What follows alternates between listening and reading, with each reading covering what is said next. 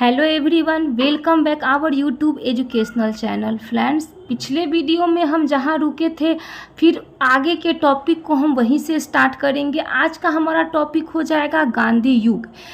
गांधी युग ऐसे तो 1919 से 1947 तक चलता है और हमारा जो ये इम्पॉर्टेंट टॉपिक है, गांधी युग में हमारे बहुत सारे आंदोलन होते हैं, असहयोग आंदोलन, भारत छोड़ो आंदोलन, बहुत सारे आंदोलन होते हैं जो एग्ज़ाम के लिए काफ़ी इम्पॉर्टेंट होते हैं। तो आज से जो मेरा टॉपिक शुरू हो रहा है गांधी युग, उसमें हम 1919 से लेके और 1947 तक के सभी डेटों को कंप्लीट करने वाले हैं।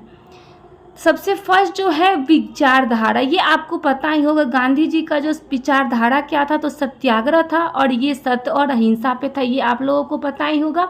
और ये एग्जाम में पूछा जाता है मुख्य आंदोलन गांधी जी के। तो गांधी जी का मुख्य आंदोलन था, 3 आंदोलन उनका मुख्य माना जाता है।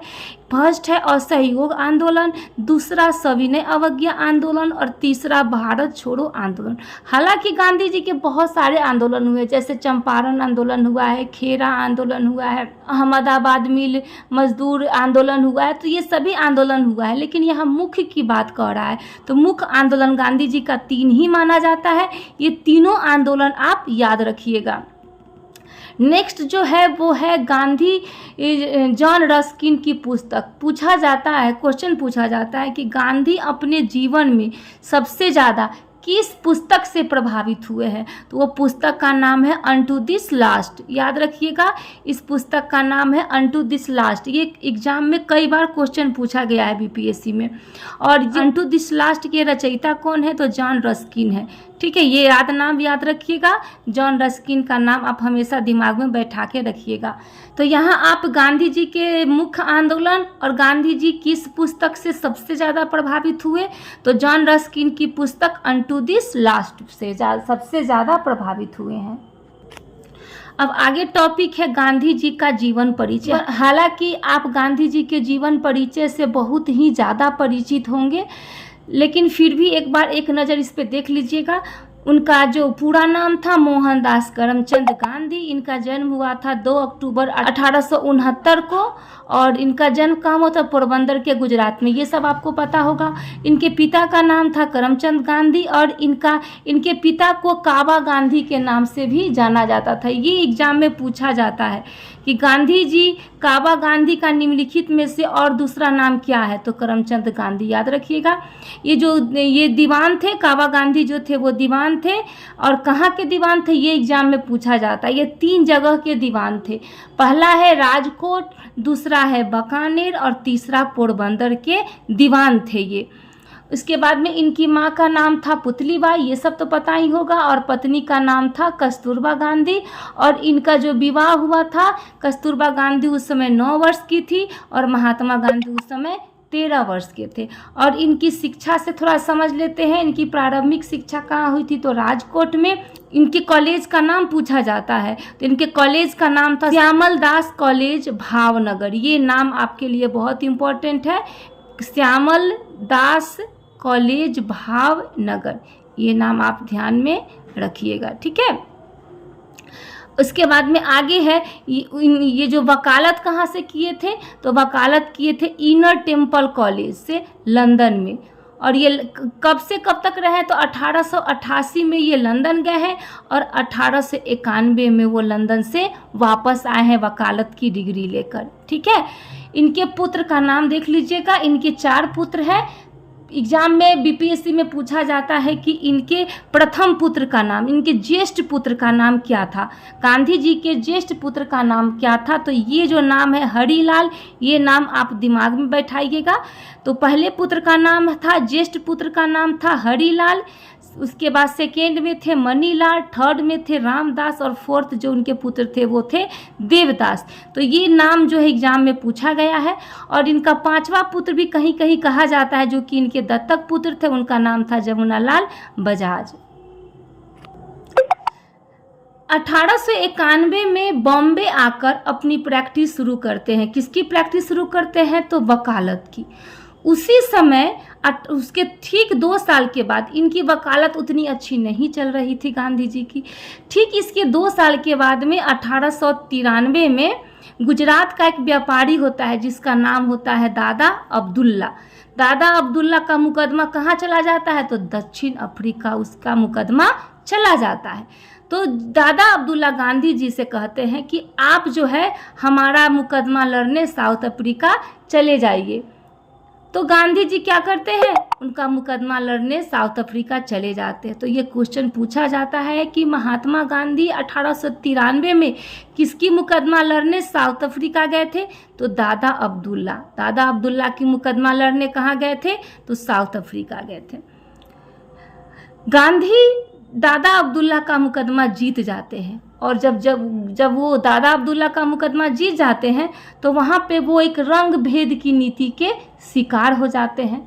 और दक्षिण अफ्रीका में ही ये गांधी जी कब तक रहे हैं? तो 1893 में गांधी जी जाते हैं और 1914 में वो वापस आते हैं। कहाँ से? तो दक्षिण अफ्रीका से। और फिर 9 जनवरी को वो भारत पहुंच जाते हैं और भारत आते हैं 9 जनवरी 1915 को। यहाँ ध्यान में रखिएगा, 1914 में ही दिसंबर में वो चलते हैं और 9 जनवरी 1915 को वो भारत आते हैं। और इसी तारीख को एग्जाम में क्वेश्चन पूछा जाता है कि प्रवासी भारतीय दिवस कब मनाया जाता है? तो जिस दिन गांधी जी साउथ अफ्रीका से भारत लौटे थे उसी दिन प्रवासी भारतीय दिवस मनाया जाता है। ये क्वेश्चन पूछा जाता है, ऑप्शन में आपको दे देगा, कुछ भी ऑप्शन में दिया जा सकता है। गांधी जी कितने वर्ष साउथ अफ्रीका में रहे? पूरे 21 वर्ष। गांधी जी के जीवन से संबंधित कथन आपको कुछ भी फंसाने के लिए दे सकता है। और गांधी जी वहाँ साउथ अफ्रीका में बहुत सारे आंदोलन किए। पहली बार वो 1906 में जेल गए, 1906 से 1908 तक वो जेल में रहे। उन्होंने 2 आश्रम बनवाए थे गांधी जी। और आगे है नटाल इंडियन कांग्रेस की स्थापना कब हुई थी? तो 1894 में गांधी जी साउथ अफ्रीका में ही नटाल इंडियन कांग्रेस की स्थापना किए थे। तो ये डेट आपको याद रखना होगा। गांधी जी 1893 में जब वो अफ्रीका गए थे और जब वो 1915 में वापस आ गए थे, भारत लौटे थे, तो इस बीच गांधी जी 3 बार भारत आए थे। पहली बार भारत कब आए थे? 1897 में आए थे और उस समय आने के बाद में भारत से वो अपनी पत्नी और बच्चों को ले गए। फिर 1901 में वो वापस आए थे, जिस समय कांग्रेस का अधिवेशन, आपने मेरा अगर पिछला वीडियो देखा होगा तो आपको ध्यान में होगा, कांग्रेस के अधिवेशन में जब गांधी जी पहली बार कांग्रेस का अधिवेशन हुआ था 1901 में, उसी बार गांधी जी पहली बार भाग लिए थे। और उस समय जो कांग्रेस का अध्यक्ष कौन था? तो दिनसा वाचा था, आपको ध्यान में होगा। और तीसरी बार आए थे 1915 में, 9 जनवरी 1915 को। और याद है आपको कि इसी दिन प्रवासी भारतीय दिवस मनाया जाता है। तो ये 3 डेट आपको एग्जाम में दे देंगे कि गांधी जी 1893 से 1915 के बीच 3 बार भारत आए थे और डेट आपको कुछ भी दे देगा। तो ये डेट 3 आपको याद रखना होगा। 1897 में आए थे पहली बार, दूसरी बार 1901 में आए थे और तीसरी बार 1915 में वो भारत आ गए थे। गांधी जी ने सत्याग्रह का पहला प्रयोग कहाँ किए थे? ये क्वेश्चन पूछा जाता है। तो गांधी जी ने सत्याग्रह का पहला प्रयोग दक्षिण अफ्रीका में किए थे, ठीक है। और एक एक्ट लाए थे, एक्ट का नाम था एशियाटिक रजिस्ट्रेशन एक्ट, ठीक है। दक्षिण अफ्रीका में एक्ट लाए। इसका मतलब क्या था कि एशियाई मूल के लोगों को अपने साथ 24 आवर पॉकेट में एक आई कार्ड रखना होता था, ठीक है। ध्यान से समझिएगा, जो एशियाई मूल के जो लोग थे वो अपने पास 24 आवर पॉकेट में एक आई कार्ड रखते थे और उस आइडेंटिटी कार्ड को अपने साथ रखना पड़ता था। अगर आप ये आइडेंटिटी कार्ड जो है अपने पास जो व्यक्ति नहीं रख रहा था, उसका जो 2 साल के बाद वो कार्ड एक्सपायर हो जाता था। अगर आप नहीं रख रहे हैं तो देश से आपको बाहर निकाल दिया जाता था, मारा पीटा जाता था, टॉर्चर किया जाता था। यही सब देखते हुए जो गांधी जी ने दक्षिण अफ्रीका में एशियाटिक रजिस्ट्रेशन एक्ट लाए थे। ये शुरू कब किए थे? तो 1906 में गांधी जी दक्षिण अफ्रीका में शुरू किए थे और 1914 में वहाँ की सरकार ने समाप्त कर दिया। तो गांधी जी ने दक्षिण अफ्रीका में सत्याग्रह का पहला प्रयोग किया और वहाँ वो सफल भी हुए थे, ठीक है। नेक्स्ट नोट है गांधी जी की आत्मकथा क्या थी। तो गांधी जी की आत्मकथा थी सत्य के साथ मेरे प्रयोग। याद रखिएगा, गांधी जी की आत्मकथा का नाम था सत्य के साथ मेरे प्रयोग। ये कब तक की घटनाओं का जिक्र इसमें किए हुए हैं, तो 1920 तक की घटनाओं का जिक्र इन्होंने इस सत्य के साथ मेरे प्रयोग में किए हैं। एग्जाम में फंसाने के लिए पूछ सकता है कि गांधी जी की आत्मकथा में से निम्नलिखित में से कौन सा सही है और या कौन सा गलत है।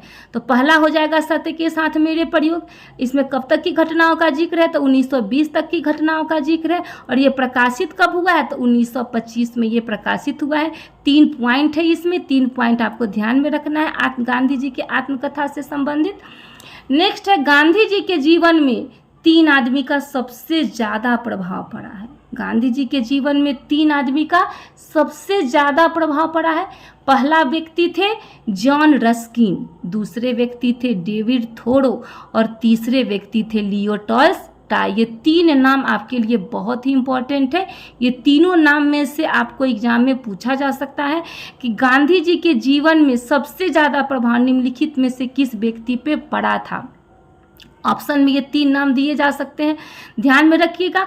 और जो जॉन रस्किन की पुस्तक था अनटू दिस लास्ट, और इस अनटू दिस लास्ट पुस्तक में क्या लिखा हुआ था, तो इसके अंदर लिखा हुआ था कि व्यक्ति का कल्याण सबके कल्याण में निहित है। तो थोड़ा ध्यान में रखिएगा जॉन रस्किन की पुस्तक का नाम। और इसी जॉन रस्किन की पुस्तक से गांधी जी बहुत ज़्यादा प्रभावित हुए, क्योंकि यहाँ पे लिखा गया व्यक्ति का कल्याण सबके कल्याण में नहीं थे। ये जो इसके अंदर जो ये लिखा गया था, इसके यही लिखावट से गांधी जी जो है बहुत ज़्यादा प्रभावित हुए हैं, बहुत ज़्यादा इनके ऊपर प्रभाव पड़ा है। एग्जाम में गांधी जी के सिद्धांत के बारे में पूछा जाता है। तो सत्य और अहिंसा तो आप लोग जानते ही हैं। उनका एक और सिद्धांत था जिसका नाम था सर्वोदय। ध्यान में रखिएगा, सर्वोदय का मतलब होता है दलितों और अछूतों का उत्थान करना। गांधी जी जो दबे कुचले लोग थे, जो दलित लोग थे, उनके उत्थान की बात करते थे। और जो गांधी जी थे वो दार्शनिक अराजकतावाद के समर्थक माने जाते थे। ध्यान में रखिएगा, गांधी जी दार्शनिक अराजकतावाद के समर्थक माने जाते थे और वो राज्य विहीन समाज का निर्माण चाहते थे। गांधी जी चाहते थे कि हमारे देश की जनता ही हमारे देश पर राज्य करे, कोई राजा न हो, कोई उनके ऊपर शासन न करे। यानी कि जनता ही क्या हो, राजा हो, और जनता ही स्वयं अपने आप पर शासन करे, उसके ऊपर कोई भी शासन न करे। यही कारण था कि गांधी जी राज्य विहीन समाज का निर्माण चाहते थे। तो ये 2 पॉइंट आपको ध्यान में रखने होंगे। दार्शनिक अराजकतावाद के समर्थक गांधी जी माने जाते थे और राज्य विहीन समाज का निर्माण वो चाहते थे। इसके बाद में गांधी जी का और विचारधारा था। गांधी जी कहते थे कि समाजवादियों में व्यक्तिवादी और समाजवादियों में एक मार्क्सवादी होता है। ध्यान में रखिएगा, गांधी जी कहते थे कि समाजवादियों में एक व्यक्तिवादी और समाजवादियों में एक मार्क्सवादी, ये दोनों रहता है। गांधी जी की और भी बहुत सारी विचारधाराएं हैं, जिसमें से गांधी जी राजनीति पे ध्यान देते थे और उनका गांधी जी का राजनीति से मतलब था। गांधी जी राजनीति के बारे में क्या कहते थे, वो कहते थे राजनीति के बारे में कि जन कल्याण के लिए सतर्कता होना चाहिए, सक्रियता होना चाहिए, न कि लालच और लोभ होना चाहिए।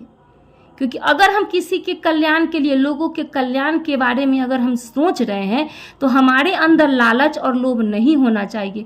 हमें सावधान होना चाहिए और हमेशा एक्टिव होना चाहिए, सक्रिय होना चाहिए। किसके प्रति, तो जनता के प्रति। ठीक है। गांधी जी की एक और विचारधारा थी, जो कि इस विचारधारा से बहुत सारे विवाद भी हुए हैं। तो उनका एक और था परिवार नियोजन। उन्होंने परिवार नियोजन को आत्मनियंत्रण कहा है। परिवार नियोजन करने के लिए उन्होंने किस चीज़ का सहारा लिया है, आत्मनियंत्रण का सहारा लिया है। गांधी जी का एक और कथन था, वो कथन था कि गलत साधन हमें कभी भी सही उद्देश्य तक नहीं ले जा सकते। ये जितने भी हम विचारधारा गांधी जी के और गांधी जी के कथन अभी बता रहे, वो सारे बीपीएससी में पूछे जाते हैं। अभी TRE 1 और TRE 2 2 बार ही एग्ज़ाम हुआ है, लेकिन ये आपके बीपीएससी के लिए बहुत इंपॉर्टेंट है। क्या जाने बीपीएससी कहाँ से क्वेश्चन डाल दे, किसी को कोई भरोसा नहीं है। इसलिए जो टॉपिक में है भारतीय राष्ट्रीय आंदोलन के अंदर ये सभी पढ़ना है, इसलिए मैं आपको ये सभी चीज़ें बता रही हूँ। अब पूछता है कि गांधी जी की प्रमुख शिष्या का नाम बताइए। तो गांधी जी की प्रमुख शिष्या का नाम था मैडलिन स्लेड। तो मैडलिन स्लेड को गांधी जी प्यार से मीरा बेन कहते थे। इनकी शिष्या का नाम था मैडलिन स्लेड और गांधी जी प्यार से इसको क्या कहते थे, तो मीरा बेन कहते थे। ठीक है, अब गांधी जी के राजनीतिक गुरु के बारे में हम लोग जान लेते हैं। तो इनके राजनीतिक गुरु का नाम था गोपाल कृष्ण गोखले। गोपाल कृष्ण गोखले ने गांधी जी से कहा कि जब आप दक्षिण अफ्रीका से जब आप लौटो तो आप पूरे भारत में 1 वर्ष तक भ्रमण करना और प्रथम वर्ष भारत में आप खुले कान और बंद मुंह व्यतीत करना और पूरे भ्रमण करने के बाद तब आप भारत के बारे में जानकारी इकट्ठा करना, उसके बाद ही आप आगे बढ़ना। ये गोपाल कृष्ण गोखले ने गांधी जी से कहा। यही कारण है कि गांधी जी के जो राजनीति में आने के लिए किसने कहा था, तो गोपाल कृष्ण गोखले ने। तो ये राजनीति गुरु कौन थे, तो गोपाल कृष्ण गोखले। और गोपाल कृष्ण गोखले का बहुत गांधी जी के ऊपर बहुत बड़ा प्रभाव पड़ा और गांधी जी राजनीति के क्षेत्र में भाग लिए। तो अभी बहुत सारे जो पॉइंट है वो गांधी जी से बचे हुए हैं। तब तक के लिए इतना ही। बने रहिए हमारे साथ, मिलते हैं नेक्स्ट वीडियो में नेक्स्ट टॉपिक के साथ। धन्यवाद।